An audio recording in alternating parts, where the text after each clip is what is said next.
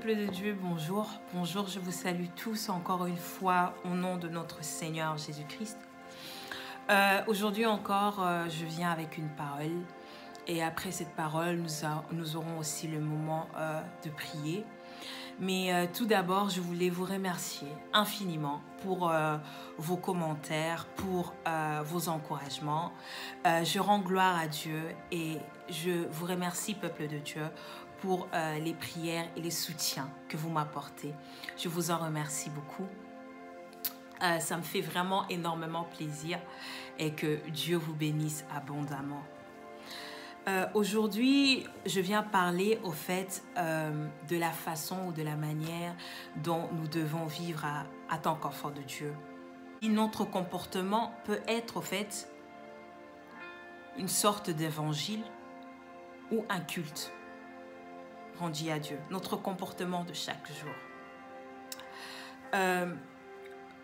Avant de dire quoi que ce soit, je voudrais qu'on prenne nos Bibles et nous allons lire dans le livre d'Éphésiens 5, chapitre 5, versets 15 à 18. Je lis au nom du Seigneur. La Bible nous dit « Prenez donc garde de vous conduire avec circonspection, non comme des insensés, mais comme des sages. Rachetez le temps, car les jours sont mauvais. C'est pourquoi ne soyez pas inconsidérés, mais comprenez quelle est la volonté du Seigneur. Ne vous enivrez pas de vin, c'est de la débauche. Soyez au contraire remplis de l'Esprit. » Peuple de Dieu, j'ai pris du temps à réfléchir et à méditer sur cette parole. Et je voulais attirer notre attention en tant qu'enfants de Dieu sur vraiment le comportement que nous affichons. Que ce soit à l'église, que ce soit en dehors de l'église, que ce soit dans notre vie de chaque jour, quel est notre comportement? Comment nous nous comportons? Est-ce que notre comportement peut conduire une personne à se demander cette personne, pourquoi elle a changé comme ça? Pourquoi cette personne réagit d'une telle façon, d'une telle manière, dans telle situation? Qui t'entoure, au fait, se demande la question et se pose la question, au fait, qu'est-ce qui a pris à cette personne? Parce que quand nous avons accepté le Seigneur Jésus-Christ dans notre vie a changé. Notre vie doit changer complètement. Parce que vous savez, quand nous sommes dans le monde, nous faisons les choses comme les gens du monde. Nous réagissons comme ça. Mais quand nous acceptons le Seigneur Jésus-Christ en tant que Seigneur et Sauveur dans notre vie, et nous donnons notre vie à Jésus, c'est-à-dire que nous ne sommes plus de ce monde, mais nous sommes à Dieu. Nous voulons entrer et agir comme les enfants de Dieu. Nous allons aller tout doucement. Quand nous regardons notre façon de faire les choses, notre façon de réagir, est-ce que notre façon de nous comporter quelquefois, est-ce que ça rend gloire à Dieu? Est-ce que ce comportement que nous affichons devant les gens peut amener les gens à croire en Dieu? Peut amener les gens dans le chemin de la vérité? Mes frères et sœurs, nous devons vraiment faire très attention de la façon dont nous menons nos vies. Parce que nous pouvons être des chemins ou des ponts, on peut dire des ponts, dans la vie des gens pour que les gens viennent à Jésus et donnent leur vie à Jésus. Nous ne sommes pas parfaits. Je sais, il y a parfois des fois où on peut dérailler, quelquefois oui. Mais nous devons demander à Dieu de nous donner la force pour que nous puissions être forts et consistants. Dieu est parmi nous. Dieu nous aide chaque jour. Dieu est là avec nous. Et nos vies doivent vraiment être des vies qui vont rendre gloire à Dieu. Vous savez, un jour, j'étais plus jeune, je pense que j'avais dans des 20 ans, 21. Il y a un ami à moi qui est aussi un grand frère, avec qui je parlais très souvent. Et je lui disais que tu sais, Yaya, la vie que j'ai voulu mener, depuis mes 18 ans, j'ai donné ma vie à Dieu, mais c'est vraiment difficile souvent. Hein. J'ai comme l'impression que je dois être parfaite, mais je n'y arrive pas. Et le frère m'a dit, tu sais, ma sœur Esther, tu dois vraiment savoir une chose, que nul n'est parfait, mais avec Dieu, nous voulons atteindre la perfection. C'est pourquoi nous devons demeurer en méditant la parole de Dieu, en étant tout le temps connectés dans la prière avec Dieu, prendre son instant de demander à Dieu que son esprit puisse nous remplir pour que nous puissions réagir d'une bonne manière. Mes frères et sœurs, nous devons être des exemples. Parfois, quand nous sortons, que nous soyons en train de parler avec des gens, que nos dires, que nos gestes puissent rendre gloire à Dieu, jusqu'à ce que les gens qui te connaissaient avant que tu puisses connaître Dieu puissent dire « Ah, normalement, il réagissait comme ça, de cette façon, il réagit comme ça. » Par exemple, tu étais une personne très colérique. Et quand une personne disait seulement une seule chose, tu t'enflammais, tu pouvais même taper la personne, tu pouvais même insulter la personne. Mais quand Jésus est entré dans ta vie, quand tu as été rempli de l'Esprit de Dieu, même quand on t'insulte, tu regardes, tu dis « je te pardonne ». Mais excuse-moi si moi peut-être j'ai fait quelque chose qui ne t'a pas plu. Mais nous pouvons en parler pour chercher un compromis, pour que nous puissions nous attendre. La personne va se demander, mais qu'est-ce qui s'est passé avec cette personne? Pourquoi cette personne réagit comme ça? Parce que j'ai connu cette personne, c'était une personne colérique. C'était une personne qui s'est fâchée comme pas possible. Mais maintenant, j'ai réagi comme ça. J'ai dit quelque chose, mais il m'a répondu avec sagesse, avec calme. Et même ce qu'il a dit, ça m'a touchée. Vous savez qu'est-ce que la personne va faire quand elle va rentrer à la maison? Il va commencer à méditer sur ça. Il va commencer à penser sur ça.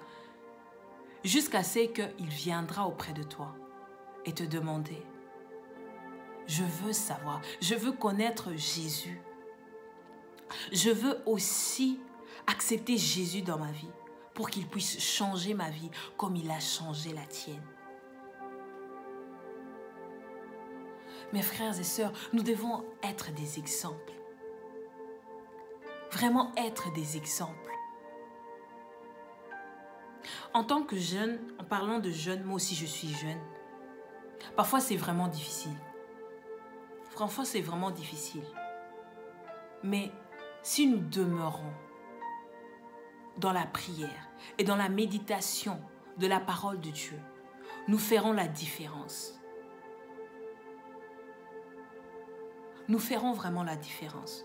Notre comportement sera comme un évangile qui va toucher les gens pour qu'ils puissent revenir à Jésus, pour qu'ils puissent connaître le Dieu que nous prions. Lui qui est mort à la croix. Il est mort à la croix pour que nous puissions être pardonnés, pour que nous puissions être libérés de nos péchés. Et au 3e jour, il a vaincu la mort. Il est ressuscité. Que notre comportement pousse les gens qui nous entourent à vraiment venir à Jésus. Quand nous avons accepté Jésus, son esprit aussi est venu et notre corps est devenu le temple du Saint-Esprit. Le temple du Saint-Esprit. Là où le Saint-Esprit réside. Là où le Saint-Esprit réside. Allons dans Galates 5. Galates 5, 16. Galates 5, 16 nous dit « Je dis donc, marchez selon l'Esprit et vous n'accomplirez pas le désir de la chair. Quand nous marchons selon l'esprit, quand le Saint-Esprit vit en nous, ça veut dire que les fruits de l'esprit sont en train de mûrir en nous. Donc, nous sommes des arbres qui produisent ces fruits. Et quand une personne va nous approcher, que peut-être cette personne-là n'est pas une personne qui a la paix, mais en étant en connexion avec nous, en parlant avec nous, cette personne retrouve la paix. Cette personne retrouve peut-être de la joie.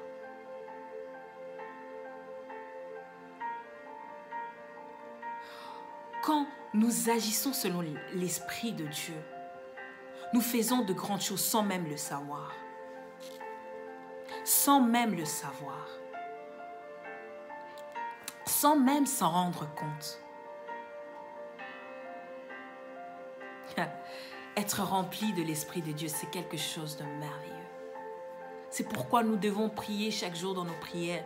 Seigneur, remplis-moi de ton esprit. Remplis-moi de ton Saint-Esprit. Et fais que les fruits de l'esprit puissent mûrir en moi. Les fruits de l'esprit, nous le trouvons après dans le livre de Galates, toujours dans le chapitre 5, au verset 22. Il y a 9 fruits de l'esprit. 9 fruits de l'esprit. Le premier, c'est l'amour. L'amour. Même dans la Bible, Dieu est amour. Dans Jean 3,16, la Bible nous dit « Dieu a tant aimé le monde qu'il a donné son Fils unique, Seigneur Jésus-Christ, pour que quiconque croit en lui ait la vie éternelle. » L'amour. Dieu est déjà amour. En tant qu'enfant de Dieu, nous devons porter ce fruit-là aussi, qui est l'amour. L'amour. Malgré tout ce qu'on peut te faire, mais tellement que l'amour de Dieu est rempli en toi, dans ton cœur, cet amour-là va être transmis. Cet amour-là va faire que tu ne puisses pas réagir d'une façon très grave, mais que tu puisses avoir l'Esprit Saint, tellement que l'amour supporte en toi. Le deuxième fruit de l'Esprit, c'est la joie. Apporter de la joie. Est-ce que quand tu pars quelque part, t'amènes aussi de la joie avec toi? Est-ce que tu transmets cette joie-là que l'Esprit de Dieu a remplie en toi? La troisième, c'est la paix. La paix. Es-tu transmetteur de la paix? Là où tu vois que ça ne va pas. Quand tu pars et tu vois par exemple des amis qui sont en train de se disputer. Quand toi tu arrives, tu ne viens pas pour mettre encore, verser de l'huile sur le feu, non. Mais toi tu viens pour apaiser. Tu es comme un pompier qui quand il arrive, il essaye d'atteindre le feu et non de le rallumer. Tu apportes ta paix là où tu vas. Le quatrième fruit, c'est la patience. La patience. Malgré que les choses vont tellement lentement, mais toi tu dis, Dieu m'a promis ceci. Dieu a dit qu'il fera ceci. J'ai de la patience. J'attends. Et au moment voulu, c'est que Dieu veut, ça va se réaliser. La patience aussi, c'est pas seulement dans les promesses de Dieu. La patience aussi, c'est dans notre vie de chaque jour.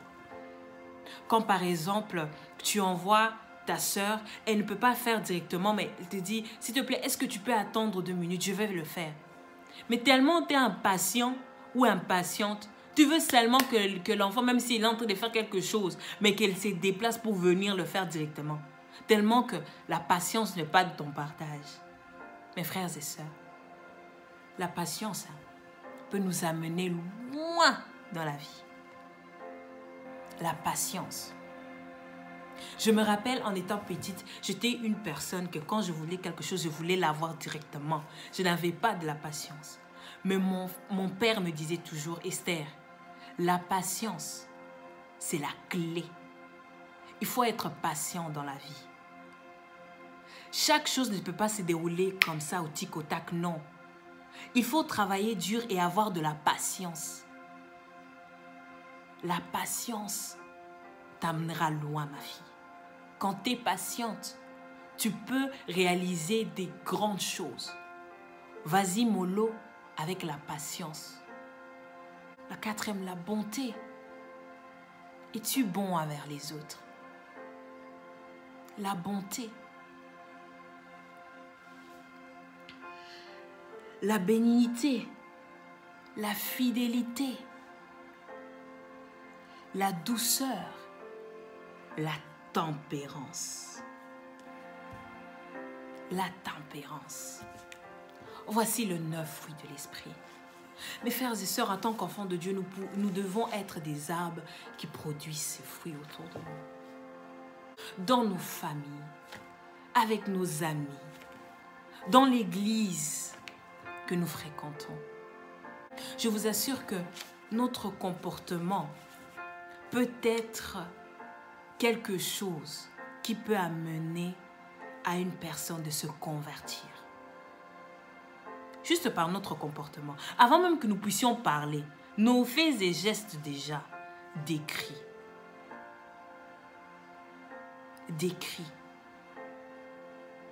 notre personnalité, décrit qui nous sommes. Même si peut-être on n'est pas comme ça, mais les gens, la façon dont seulement nous nous comportons, ils mettent déjà un cachet. Déjà un cachet. Mes frères et sœurs, nous devons vraiment nous remettre en question et savoir que nous sommes porteurs de l'évangile. Nous pouvons amener les gens à croire en Dieu. Nous pouvons amener les gens à donner leur vie à Jésus-Christ de Nazareth. Par notre comportement, par nos faits et gestes. Ce n'est pas facile. Mais avec l'aide de l'Esprit Saint de Dieu, c'est facile. C'est facile. Parce qu'il vit en nous.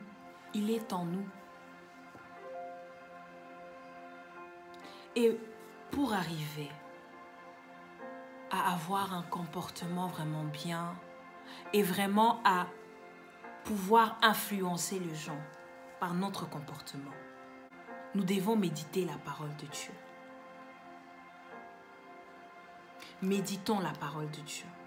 Parce que quand nous allons méditer la parole de Dieu, nous allons savoir comment agir. Nous allons savoir comment faire les choses. Vraiment. La prière aussi nous aide.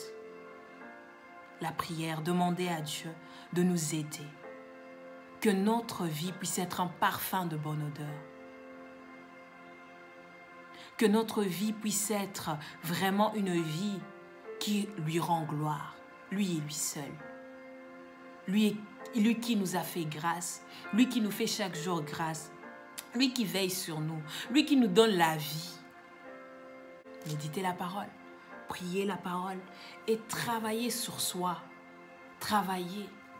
Si tu vois vraiment que, moi de ce côté-là vraiment, ça ne va pas. Demande de l'aide à Dieu. Dieu va te donner l'aide. Par son Esprit Saint, l'Esprit Saint sera ton éducateur. Il va te guider.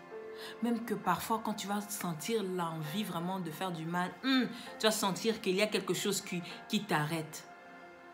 Que même tu commences à parler, tu ne sais même pas, moi vraiment, en ce temps-là, peut-être je pouvais réagir comme ça. Non, reste dans la positivité. Dis qu'en tant qu'enfant de Dieu, je veux marcher selon l'Esprit de Dieu. Je veux que les fruits de l'Esprit puissent mûrir en moi pour que je puisse être une source de bénédiction partout là où je veux aller. Que je puisse être cette personne qui va inciter aux gens qui ne connaissent pas le Seigneur, qui ne connaissent pas la parole, de venir à lui. Peut-être tu as déjà touché beaucoup de gens et que ton comportement a touché beaucoup de gens, que depuis que tu connais le Seigneur, tellement ton comportement a changé que les gens cherchent à savoir, ah, le Dieu que mon frère ou ma sœur prie, il est vraiment merveilleux. Il lui a changé complètement. Mes frères et sœurs, demeurons vraiment dans la méditation de la parole de Dieu qui va nous aider à vraiment marcher selon la parole de Dieu pour influencer le monde. Pour influencer le monde. Ces derniers temps, j'ai comme l'impression que même nous les chrétiens, on est en train de suivre ce qui se passe dans le monde. C'est que par exemple, comme une célébrité est habillée, même si c'est pas bien, même s'il montre son corps, moi aussi je veux porter tel que la célébrité. Parce que comme ça, les gens vont me voir. Comme ça, moi aussi je veux devenir célèbre.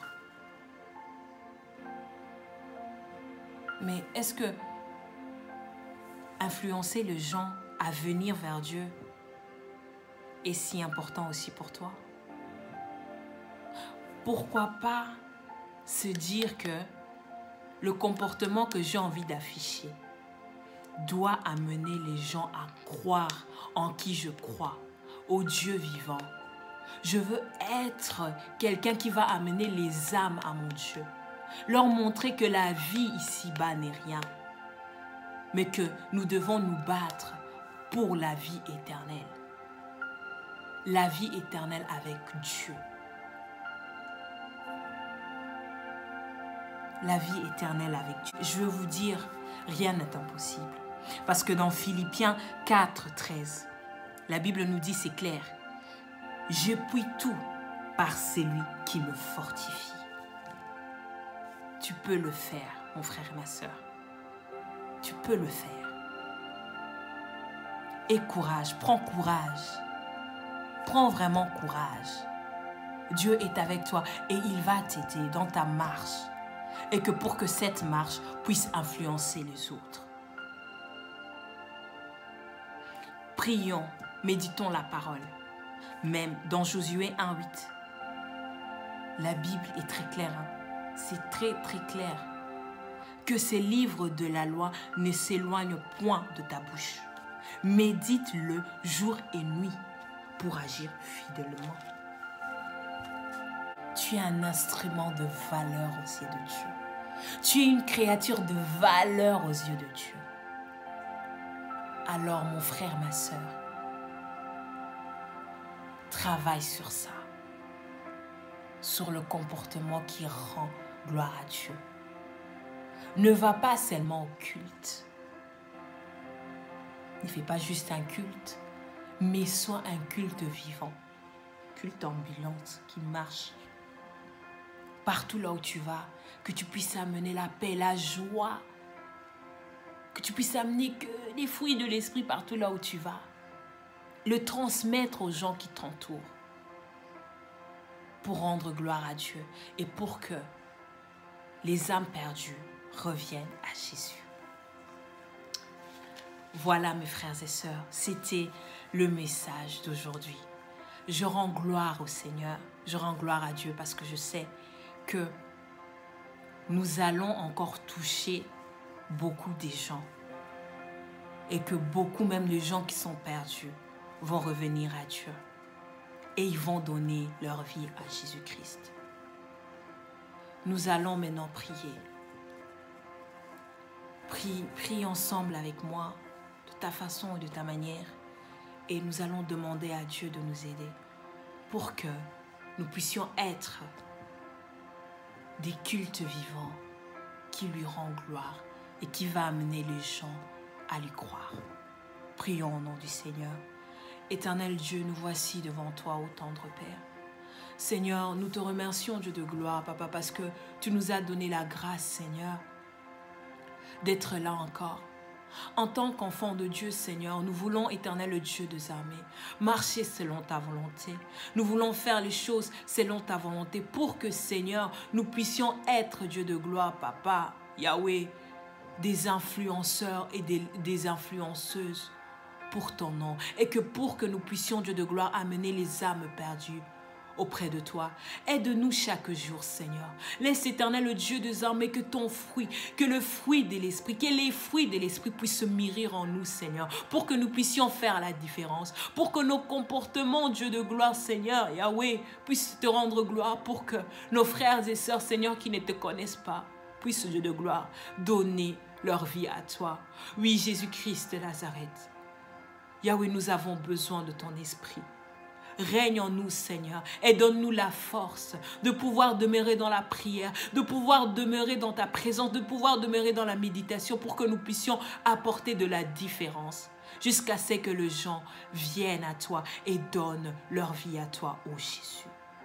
Merci, Seigneur. Que la paix, la joie du Seigneur puisse être avec nous. Malgré ces temps de pandémie, Seigneur, mais que tu puisses nous utiliser. Même quand nous parlons au téléphone avec nos proches, même quand nous parlons avec nos amis, Seigneur. Utilise-nous puissamment, Seigneur, pour que, Éternel, le Dieu des armées, ceux qui ne te connaissent pas puissent te connaître, ô Dieu de gloire. Merci, Seigneur. Merci, Éternel, le Dieu des armées. Que la gloire, l'honneur et la puissance puissent te revenir parce que tu es Dieu.